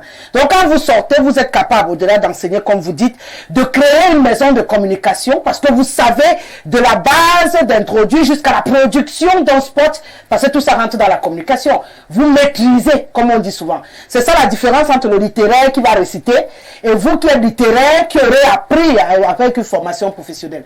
Donc la formation professionnelle n'est pas seulement pour celui qui va aller visser les choses ou construire les avions. C'est juste la précision que vous voulez apporter pour dire que dans tous les corps de métier qu'on a, on peut faire une formation professionnelle qui cadre avec nos ambitions. Donc même le juriste dont vous parlez. C'est pour ça que je voudrais qu'on adresse mieux le problème. C'est pourquoi j'ai bien précisé qu'il faut déjà comprendre ce qu'on appelle formation professionnelle. Si on n'a pas de formation professionnelle, on va tourner si on n'a pas de formation professionnelle, on parle de formation technique. Non, technique. Ça ne se ferait pas mieux comprendre. Non. À mon sens, ça se ferait mieux comprendre pourquoi. Parce que vous savez, aujourd'hui, il y a des jeunes Camerounais qui, dans leur cursus scolaire, n'ont pas eu la capacité de pouvoir... Non, la possibilité, puisqu'on n'en avait pas autant. Même pas seulement la possibilité, même la capacité. Oui. Vous comprenez? C'est-à-dire que d'accéder à une certaine, à une certaine facilité à l'école, par exemple. Oui. Mais il est né technicien. Il a des aptitudes techniques en lui. Vous comprenez? Il sait quand même comment construire on appelle ça le talent. Mais c'est de ça que je veux parler. Ça veut dire pourquoi? Dans cette formation technique, il faut donc qu'on puisse amener nos enfants à comprendre que le talent qu'ils ont, technique qu'ils ont en eux, il faut bien que dans un cadre de formation, on puisse les aider à mieux concrétiser, n'est-ce pas, le talent qu'ils ont en eux. Et maintenant, qu'ils sachent que ce talent, ils peuvent donc maintenant le vendre et qu'ils ne soient plus, n'est-ce pas, en train de regarder seulement ceux qui ont été à l'université et qu'ils comprennent que parce que j'ai le talent de plombier, j'ai le talent par exemple de mécanicien, j'ai le talent par exemple de chaudronnier, j'ai le talent de menuisier, n'est-ce pas? Je peux vendre ce service-là à ceux qui ont fait plutôt autre chose. Parce que nous ne pouvons pas, de cordonnier même. Ouais, ouais. On ne peut pas, donc, il faut faire comprendre aux Camerounais que les métiers se valent. Les métiers se valent. Vous comprenez? C'est-à-dire que nous ne pouvons pas tous faire le même métier. Vous comprenez ça? Non, on va tous faire le même métier. Il y a des métiers. Il n'y a pas de métiers. Non, les métiers se valent, Rosalie. C'est-à-dire que celui qui est, par exemple, mécanicien, n'est-ce pas? Dans son domaine, tu es journaliste dans le tien. Tu n'es pas mécanicien, lui n'est pas journaliste. Vous comprenez? Il y a ce qu'on appelle la complémentarité dans les métiers. C'est ça en réalité dans la vie. Il faut que les Camerounais comprennent que, parce que c'est en fait ça qui amène ces gars à ne pas s'auto-glorifier. Ils ont par exemple l'impression que, non, parce que l'autre a pris une licence, ou un doctorat.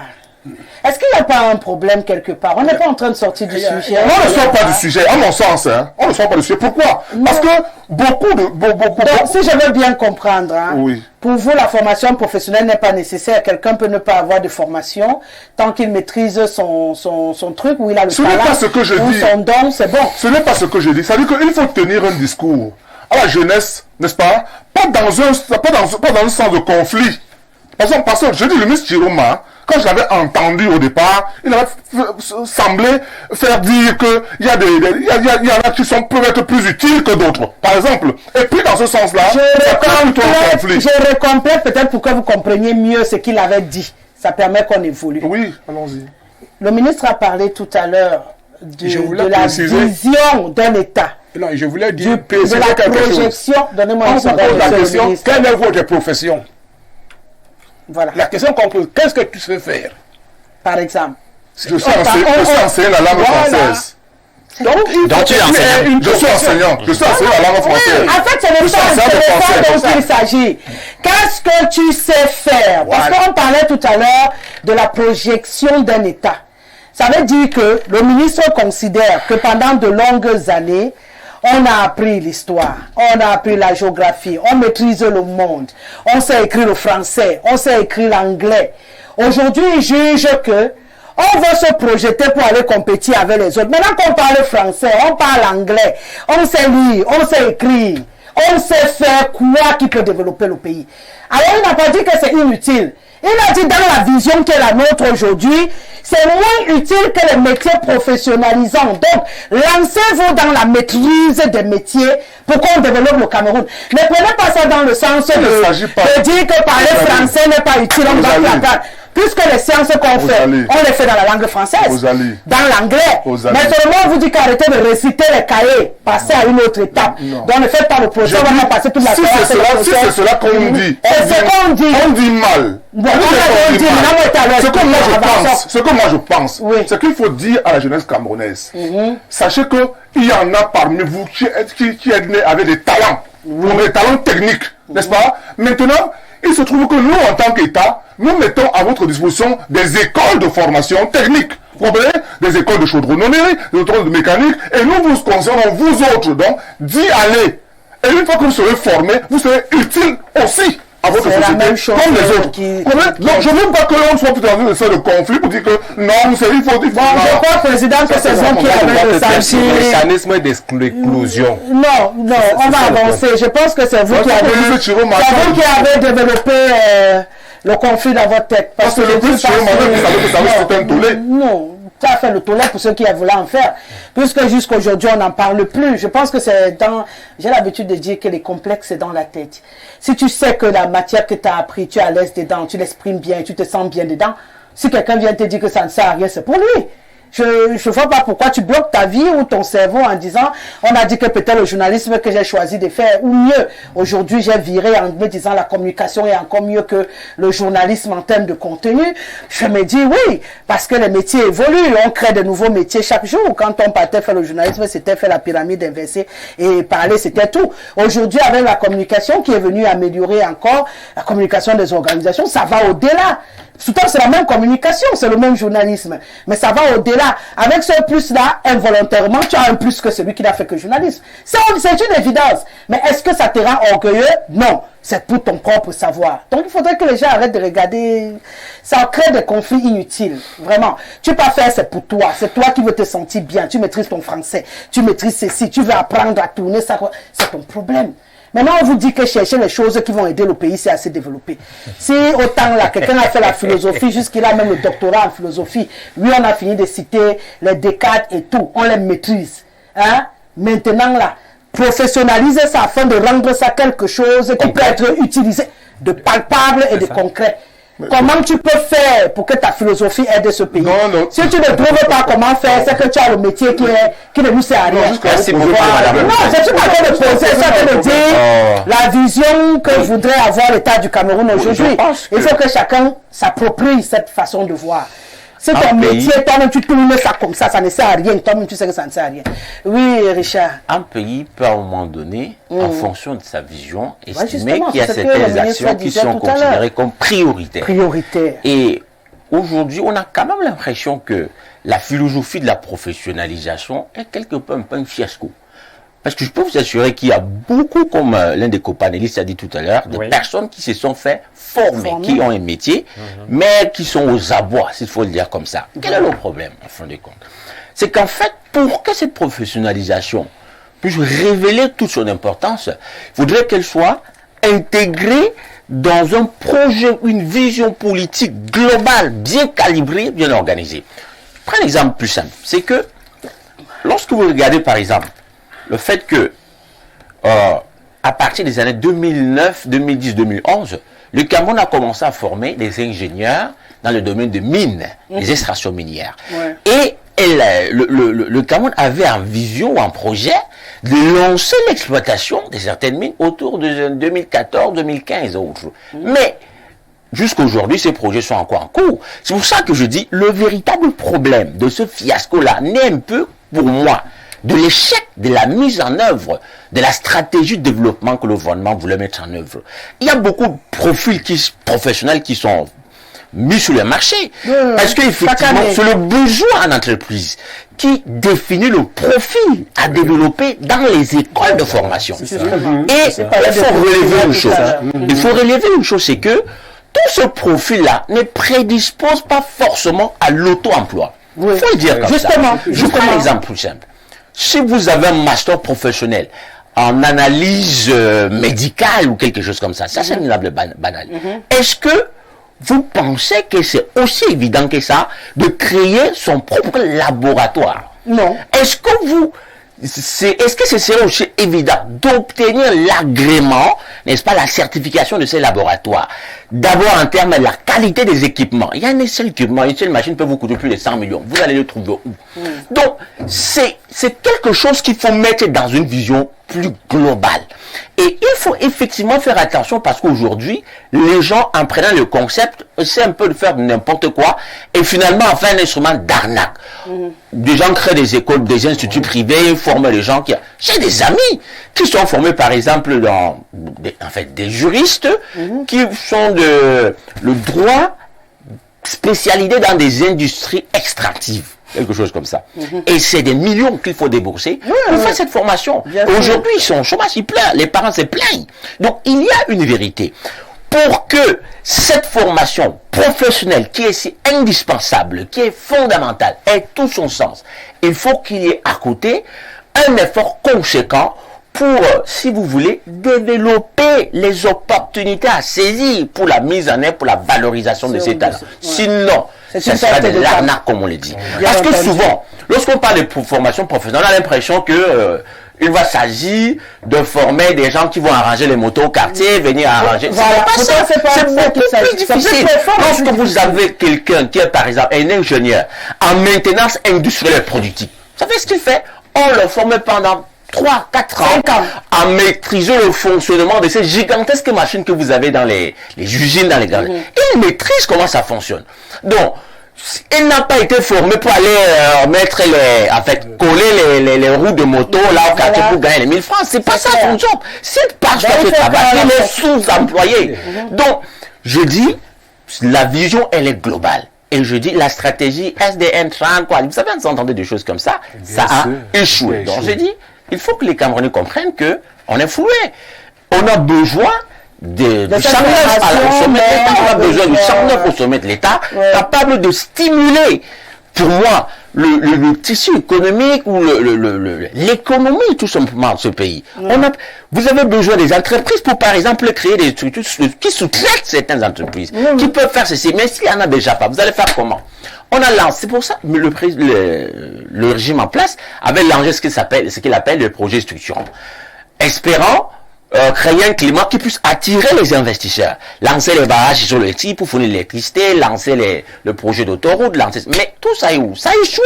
Donc est-ce qu'il n'y a pas également, pour moi, c'est un échec. C'est ça la cause du fiasco. Oui, Richard, est-ce qu'il n'y a pas également une autre raison? Parce que vous parliez tout à l'heure même des étudiants qui étaient formés pour l'extraction des mines et tout ce qu'on veut. On a quand même eu dit qu'on a quelques mines qui sont exploitées au Cameroun. De manière artisanale. Non, c'est pas ce que je veux dire. Qui sont exploités au Cameroun, pas de manière artisanale, rassurez-vous, mais où des Camerounais ne sont pas employés. Est-ce qu'à un moment donné, il n'y a pas un autre problème plus profond également? Bien sûr, c'est ça que je dis. On forme des gens parce que le besoin est là, mais au moment de recruter, il y a un autre système qui est en place qui ne permet pas le recrutement. Je crois que moi, j'aime quand même dire la vérité. Le ministre Issa Chorba-Bakri, que vous avez écouté tout à l'heure, était monté au chrono il y a un temps pour dénoncer le fait que dans certaines entreprises, on donne la priorité aux expatriés, que ce n'est pas normal, qu'il faut, tant qu'il y a de la compétence requise au plan local, qu'on donne la priorité aux nationaux. Donc c'était quelque chose, oui, je crois qu'il avait évoqué quelque chose, même si je le prends. Mais maintenant, quand on dit, je reviens parce que le président du Total, si on est un peu excessive, en considérant que les formations qui sont comme fondamentales ne sont plus tellement à la mode, pour moi ça me dérange un peu. Qu'est-ce qui est fondamental? Il y a ce qu'on appelle la formation fondamentale. Vous avez la professionnalisation, les enseignements professionnalisants sont un peu à l'opposé des enseignements fondamentaux. Je veux dire, il y a les fondamentaux. Vous mettez quelle matière fondamentale? Quand vous faites par exemple chimie pure, attendez. Quand vous faites par exemple, si vous faites par exemple mathématiques pures, les mathématiques. Vous avez un master en mathématiques, je veux dire. Vous avez un master en mathématiques, vous avez un master en biologie, vous avez un master en philosophie, en géographie, ou un doctorat. C'est des choses importantes. Je veux dire quoi? C'est des choses importantes. Il ne faut pas penser, j'essaie de dire qu'il ne faut pas penser qu'on n'a pas besoin des philosophes dans ce pays. C'est exagéré. C'est des choses qui sont fondamentales. Je vais apporter une nuance. Oui, non, je termine. Je veux pas les voir. Je termine. Vous allez faire géographie. Oui. D'accord? Vous allez arriver à un niveau, quand vous rentrez dans ce que vous essayez de faire pour compléter, donc à partir de la licence et tout, vous allez choisir une spécialisation ou deux dans cette géographie. Il y en a qui iront faire des problèmes de plongée, il y en a qui vont étudier les fonds marins, il y en a qui vont faire étudier les terres, il y en a qui vont faire... vous avez compris. Et c'est ça qui va devenir leur professionnalisation. Ça veut dire qu'il a fait la géographie, mais il s'est spécialisé en quelque chose. Donc quand il va arriver au master, il ne fera pas master en géographie. C'est la nuance que je voulais apporter. Je suis d'accord. Je suis parfaitement d'accord. Il fera un master simplement de dire j'essaie simplement de préciser que en fait, on a dit que c'est dans ces domaines fondamentaux. sciences fondamentales. Il y a ce qu'on appelle les sciences appliquées, c'est ça qui est dans la professionnalisation. Ces sciences fondamentales, là, pour que ça devienne intéressant, il faut qu'on pousse les études beaucoup plus loin. Il faut que vous allez jusqu'au doctorat. À partir de ce moment-là, vous devenez géographe. Vous avez parlé tout à l'heure de formation. Donc, ce peut coûter en termes de temps, en termes d'investissement. Mais c'est plus intéressant. Oui, voilà. C'est là où ça devient important. Voilà, mais si vous arrêtez au niveau de la licence avec un parcours, c'est quand même vous allez donc enseigner aussi jusqu'à ce niveau-là. Aujourd'hui, on veut aller au-delà. Je suis tellement content parce que quelqu'un m'a dit l'Afrique noire est mal partie. On n'a pas résolu. C'est toujours la diplômée qu'on cherche à ce moment. Que l'Afrique noire est mal partie. Est-ce que l'Afrique noire est mal partie? Alors, quand vous posez, vous voulez être indépendant, est-ce que vous avez les docteurs? Est-ce que vous pouvez fabriquer une bicyclette? Est-ce que maintenant les Camerounais se réveillent? Ils se rendent compte, mais nous sommes en train d'avoir des gros diplômes. Qui peut appliquer ça? Donc la technique part de la base et monte en haut. Les décisions politiques qui mettent en place la possibilité qu'on donne à un État d'avoir une fondation. Les techniciens qui fabriquent les parpaings, l'ingénieur peut dessiner, mais il a besoin de parpaings. C'est clair. Il a besoin du maçon. Regardez, il y a 2 jours, oui, précisément 2 jours, j'ai appris qu'au Burkina Faso, le président de là a suspendu toutes les sociétés qui exploitaient l'or. On parlait de 50 000 tonnes d'or par an. Vous ne voyez pas ça sortir. Et vous avez interdit au Cameroun, et ces gens-là s'opposent à vous. Continuez l'espoir d'exploiter à Batouri, me semble. Pourquoi on a réussi au Burkina ou chez vous, quand vous interdisez aux Chinois de le faire à Batouri, ils continuent? Non, laissez que je termine ce que je voulais dire. Je veux dire que nous avons des richesses. Je vois un autre État qui a les mêmes richesses, mais qui contrôle maintenant des tonnes d'or qui sortent de la sorte. Oui. Nous avons l'or et tout ça à l'est, quelque part, mais il y a les sociétés étrangères qui sont autorisées. Nous avons nos forêts. Ce sont les sociétés étrangères qui coupent tout ce que nous avons comme forêt. Que vous coupez même mal. Alors, ça part de là. Ça part de là. Si on dit que vous êtes mal parti, vous ne pouvez même pas réparer un X et XX. Ils savaient que si ces hommes-ci n'ont pas les techniciens, ils sont mal partis. Quand on a voulu sanctionner Sékou Touré, quand il a dit non, on a enlevé tous les techniciens français qui étaient, tous les anciens, tous les docteurs. On sait que ce pays doit chuter. Et c'est là où nous en sommes. On se rend compte aujourd'hui que on a orienté nos cerveaux dans des domaines qui ne peuvent pas faire de nous un État émergent réellement.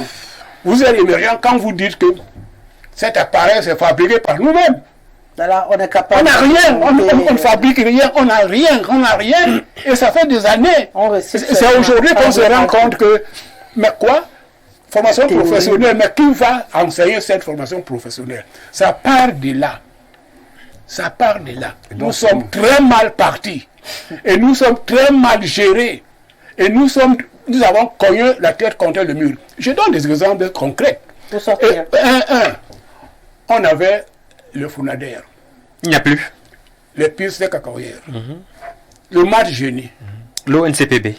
Tout ce qu'on avait déjà, les bailleurs de fonds ne veulent pas qu'il y ait concurrence. Ajustement structurel. Parce qu'on est incapable de payer nos dettes. Alors ils nous imposent une gestion de nos fonds pour qu'ils... Ce n'est pas ajustement structurel. C'est que tu ne veux pas être responsable de tes biens. Nous ne sommes pas responsables de ce qui nous appartient. Comment voulez-vous être riche? On parle que le Cameroun est riche. Riche parce que ce sont les autres. Nous avons des grands intellectuels qui ne peuvent rien parce qu'ils n'ont pas une formation professionnelle. Quelle profession vous avez? Non, ils savent ce qu'il faut faire. Manque de volonté pour il faut maintenant qu'on fabrique les cours. Ils savent. Ils ont le projet. Vous avez lu, est-ce que vous avez lu ce document? On va laisser parler. Je vais dire, je reviens terre à terre. Ça. Pour sortir le temps... je vais dire que comme les Camerounais se réveillent maintenant, il nous faut la technique. Mettre l'accent sur la technique. Commencer à produire. Protéger nos richesses. C'est un pays à 500 tonnes d'or.